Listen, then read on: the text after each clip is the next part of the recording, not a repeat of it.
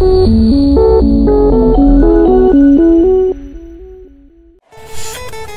কাজ কর, তোর মাথা উঁচু করে দাঁড়ানো বার করে দেবো না। এই এখান থেকে ধানের লাইনটা কেটে দে, যেন ভালোভাবে পানি যায়।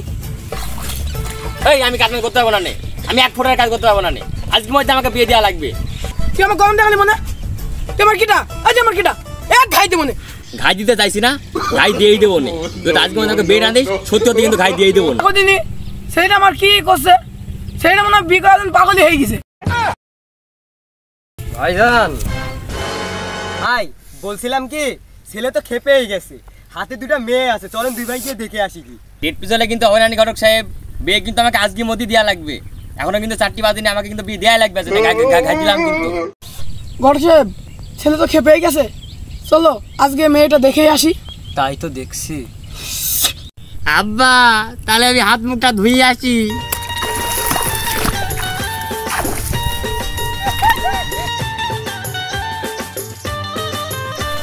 এ মনি পাগল কবে না, আন্দর গেলে কিন্তু বিয়ে হবে না।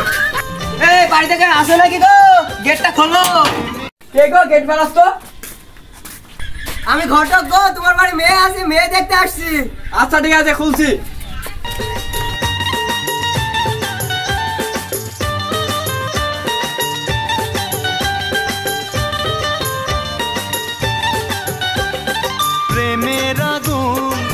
বউ আমি চলে আইছি।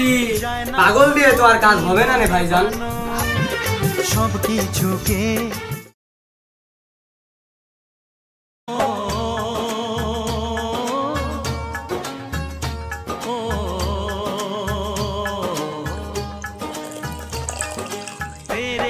घर आया मैं आया तुझको लेने।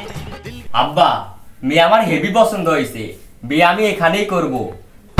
ঘটক সাহেব আপনি কাজের এখনই কল লাগান, বিয়ে আমি এখানেই করব। বিয়ে না করে আমি যাবো না। মেয়ে আমার হেভি পছন্দ। এই চুপ কর, চুপ কর, মেয়ে না মেয়ে না।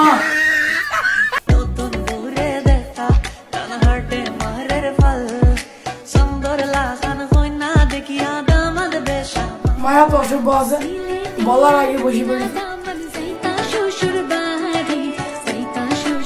এই পড়িস নি, পড়িস নি, পড়িস নি।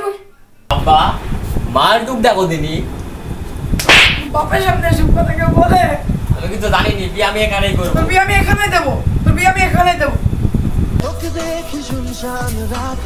আমি থাকতে আমার গার্লফ্রেন্ড অন্য জায়গায় বিয়ে দেবো না। এই রুগা চল।